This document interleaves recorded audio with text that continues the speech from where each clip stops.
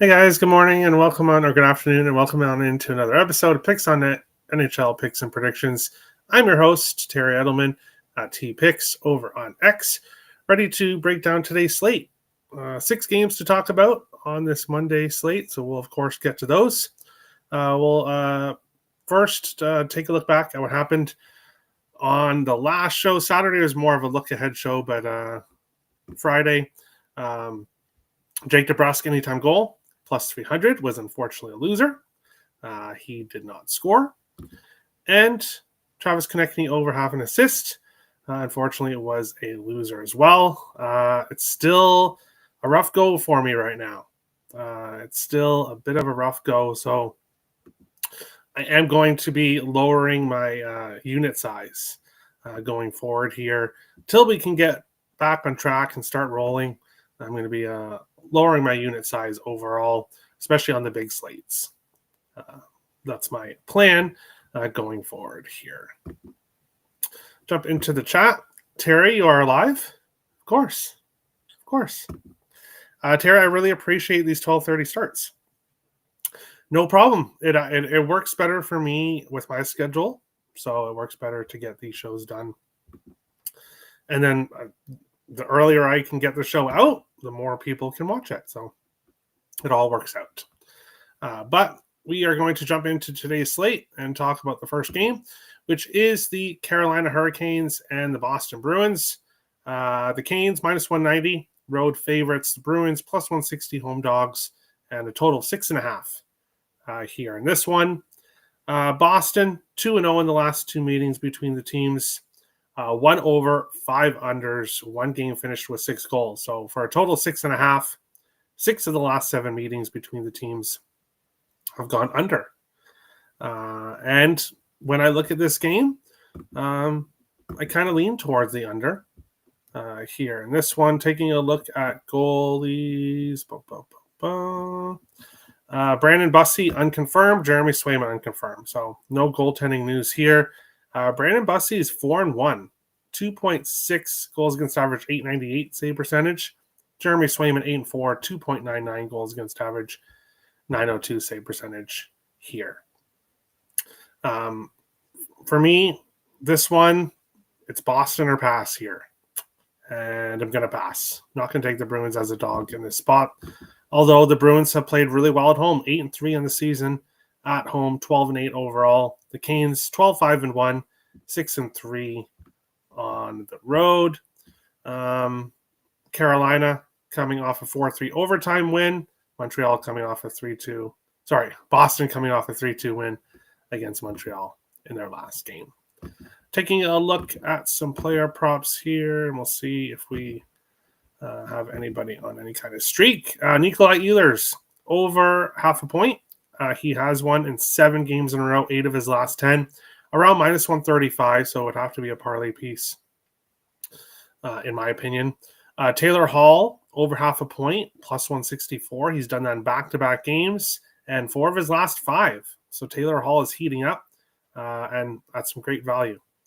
Pastrnak has over 1.5 points in 3 games in a row. He is plus 126. Shane Gostisbehere has a point in 3 games in a row. He's minus 115 here in this one. Goal streaks. Nobody's really on any kind of goal streak right now. Here, power play point. David Pastrnak has a power play point 3 games in a row, but plus 135 for that. And David Pastrnak has an assist in 3 games in a row, but no value at minus 141. Shane Gostisbehere has an assist in 3 games in a row, plus 110 here in this game. Jump into the chat. Gostisbehere assist, plus 110. I like it. Gostisbehere assist, Svechnikov point, and Ehlers point, plus 283 on FanDuel. Very nice. Very nice. Ultimately, I'm not getting to anything here in this one. I really don't like to bet player props on a game that I am leaning towards the under on. So, unless I have to. So we'll pass here on this game. Second one is the Edmonton Oilers and the Buffalo Sabres here. The Oilers minus 160 road favorites. Sabres plus 135 home dogs. and a total of 6.5 here in this one. Stuart Skinner confirmed for the Oilers, 7-4-3, 2.77 goals against average, 890 save percentage. Colton Ellis for Buffalo, 2-1, 3.35 goals against average, 892 save percentage heading into this game. Edmonton 3-2 in the last 5 meetings between the teams. And you would think against Buffalo, maybe the Oilers would have a better record, but they don't. Just 3-2 in the last 5. Edmonton 9-7-4 in the season, 4-6-2 on the road. So the Oilers just not playing very well overall. Buffalo 6-8-4 in the season, but 5-3-2 at home. So the Sabres a better home team than the Oilers are a road team entering this game. Edmonton has won 3 of their last 4, all in overtime. Sabres ended their losing streak with a 5-4 overtime win in their last game against Detroit. 4 of the last 5 meetings between these teams have gone under 5.5. So we've actually seen some very low-scoring games between these two teams in the past. Ultimately, I did not get to anything here. The Oilers are a team that I really stay away from for player props just because there's not usually much value. And then when it comes to a side in this game, I have no interest in taking Edmonton at this price on the road. It would have to be in regulation, which I don't want to do with the fact that their last 3 wins have all been in overtime. And I don't want to take the Sabres either in this spot. I don't trust them. Maybe the draw. Both teams going to overtime in their last game. But taking a look at player props here, Jack Roslovic, point in 4 or 5, 4 games in a row, but minus 130. The value is disappearing for him. Let's see here. Bowen Byram has a point 3 games in a row for the Sabres, plus 170. Definitely some value with him. Tage Thompson has scored in back-to-back games, plus 150, and Leon Draisaitl has scored in back-to-back games, plus 120. And then here, Tage Thompson and Jack Roslovic both have an assist in back-to-back games. Thompson plus 147, Roslovic plus 155. And Josh Stone has an assist in back-to-back games, plus 260 for the Buffalo Sabres in this one. Hey Terry, don't sweat. It's been rough for the most this past weekend. The last Saturday cleaned most of us up. Yeah, it was not good at all. Saturdays have just been tough. But December will run hotter with players trying to make the Olympic rosters. I agree with that.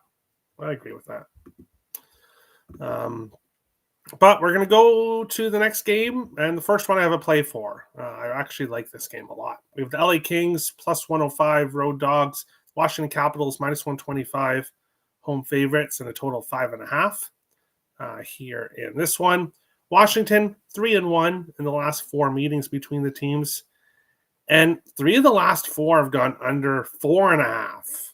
So we've really seen the unders between these two teams, which makes a lot of sense. The LA Kings have been a defensive under-style team, and the Capitals can definitely have their moments as well. When it comes to unders, goalies, bit surprising here that Charlie Lindgren is getting the start for the Capitals, which surprises me because it's not a back-to-back here for the Capitals. Darcy Kemper unconfirmed for the Kings. Lindgren 1-3-1 with a 3.59 goals against average, 878 save percentage. Logan Thompson has been far the better goalie so far this season. Here for me, now what I just said a few minutes ago is I try to stay away from player props in games that I do think are going to go under, and I do kind of think this one's going to go under. I don't know if it's going to go under 4.5 like it has been, but I do think the total at 5.5 is right. However, having said that, give me Alex Laferriere over half a point, plus 120 here in this game. He has been by far the Kings' hottest player recently, playing with Quinton Byfield. and playing with Kevin Fiala. That line has really been producing a lot for the Kings. Alex Laferriere has a point in 10 of his last 13 games. He's been incredibly consistent, and then especially on the road. He has a point in 8 of his last 9 road games. So Laferriere, like this Kings team in general, have just played really, really well on the road. And we're seeing him rack up the points on the road, facing Charlie Lindgren here, plus 120 just for Laferriere to get a point. Sign me up here for this one. And what else was I going to say here? The Kings 9-1-2 on the road. So they've just completely the opposite from last year, this Kings team on the road. Taking a look at some other guys on streaks, no big surprise, Quinton Byfield, who obviously plays with Alex Laferriere. He has a point in 4 of his last 3 games in a row. No value on the point prop there. Jacob Chikrin, 0.3 games in a row, minus 105.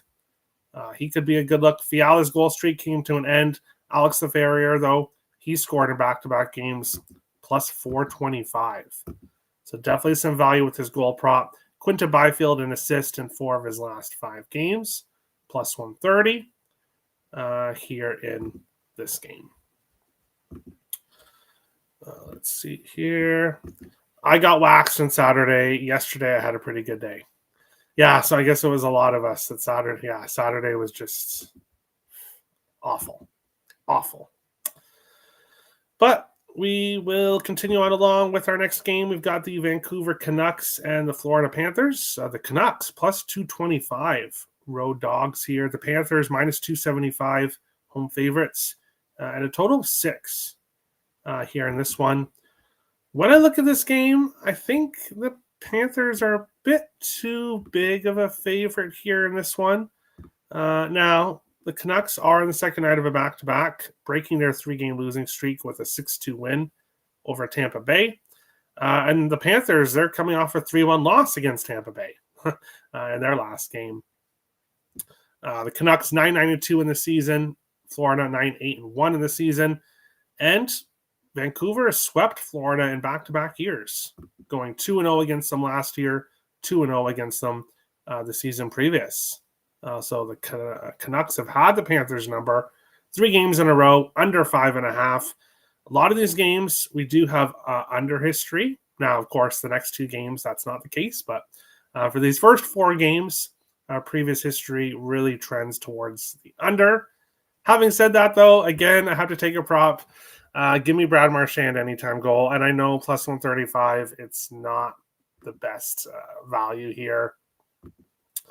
But with Florida being such a big favorite here in this game, and with the fact that Brad Marchand has been Mr. Consistent this year, he has a point in 10 games in a row and 15 of his last 16 games. And quite a few multi-point games during that stretch. So Brad Marchand has been incredibly consistent. And when you look at scoring goals, he has scored one in 6 of his last 7 games. Marchand has scored a goal in. So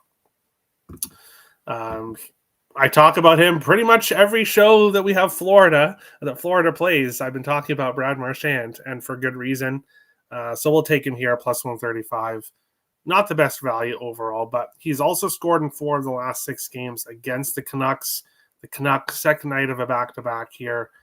I guess that would probably be one of the reasons, too, why Florida is such a big favorite here. Nobody had announced for goaltending for the Canucks. Yuri Patera is unconfirmed here, so we'll see if he gets a start.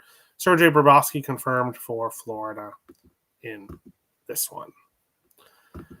Looking at some other players that are doing well here in this game. Bear with me for a second. Other than Brad Marchand, Brock Besser has a point in 5 games in a row. He's been doing pretty well for the Canucks. Minus 115 for a point. So there is value with him. Jake DeBrusk, of course. I took him on Friday and he didn't score, but didn't take him yesterday. He scored. So DeBrusk has been hot.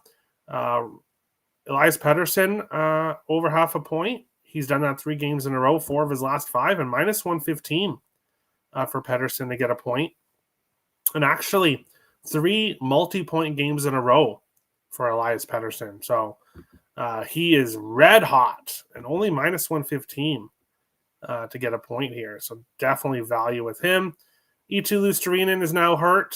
So the Panthers will have to adjust. Anton Lundell has been hot for Florida, playing with Brad Marchand. Other than Brad Marchand for goal streaks, Jake DeBrusk, 4 of his last 5. He's been hot for the Canucks. Quinn Hughes assist, but no value with there. Elias Pettersson assist, 4 of his last 5 games, plus 146. There's value there. Brock Besser, Anton Lundell, and Sam Reinhart all have assists in back-to-back games and 3 of their last 5. Brock Besser, plus 190. Lundell, plus 115. And Reinhart, plus 126 here in this game. Let's see here. Geeky or pass to anytime goal? That's tough. Geeky, of course, definitely has the better value, and I believe he still has more goals than Pasta, but Pasta can just explode for goals at any time, so that's tough. Hal says Hronik assist. All right. And Irish King says McDavid, anytime goal. All right. But on to our next game. We've got the Montreal Canadiens and the Columbus Blue Jackets. Here in this game, Montreal plus 110 road dogs. Columbus minus 130 home favorites, and a total of 6.5 here in this one. And this game is really interesting. Montreal 7-1 in the last 8 games between these two teams. Columbus has been someone Montreal has enjoyed facing. 4 overs, 1 under, 2 games finished with 6 goals for a total of 6. So, of course, for 6.5, 4 overs, 3 unders. Montreal has scored at least 4 goals in 6 of their last 7 games against Columbus. So Montreal team total over could be a good look here in this game. Montreal 10-6-2 on the season, 5-2-1 on the road. They still have a very good record overall, but they've lost 3 games in a row. 5-1 to the Kings, 7-0 to the Stars, and then 3-2 to the Bruins in their last game. Columbus coming off a 2-1 shootout loss against the Rangers. They had won back-to-back games before that. Columbus has been involved in high-scoring games, but then 2 of their last 3 have been 2-1 games. So they're kind of all over the place when it comes to the total. This one's tough.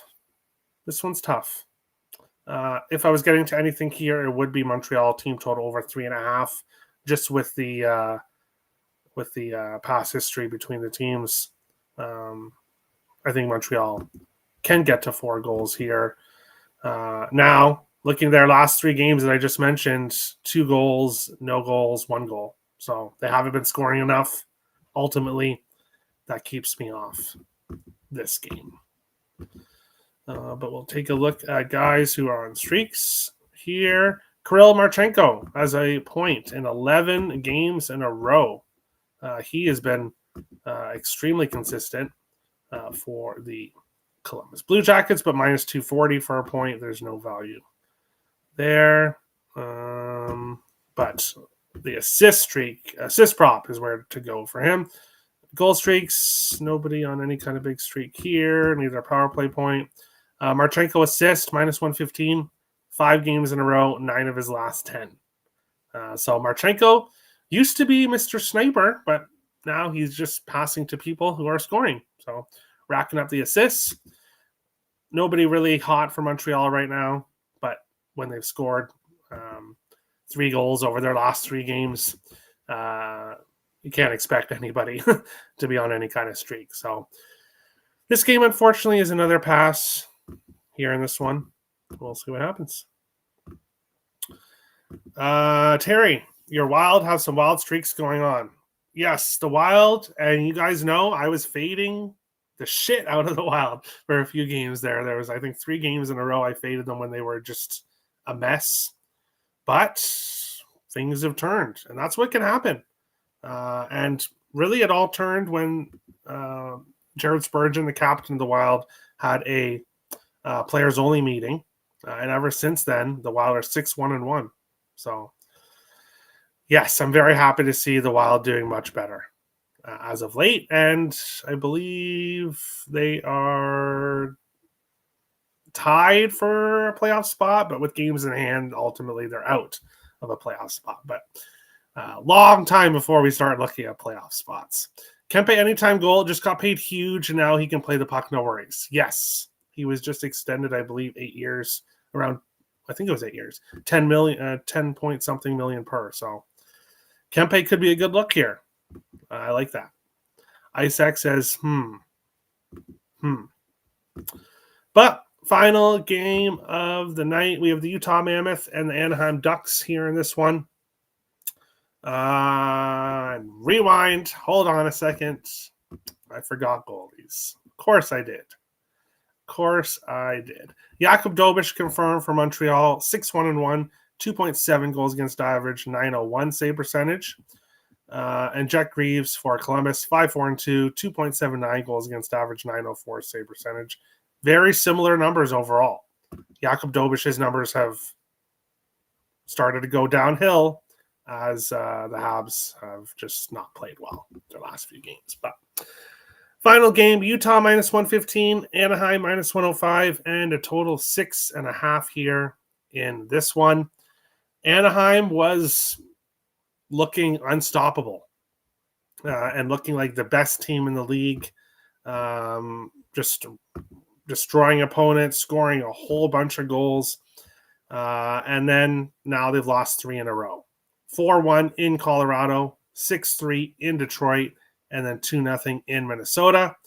The Wild have just dominated the Kings now. 19 of the last 20 games they've won against them. So some teams just can't beat other teams, and that's the case right now with Anaheim and Minnesota. But Utah enters this game having lost 4 of their last 5 games. They're starting to come back down to earth. 10-7-1, 5-6 on the road.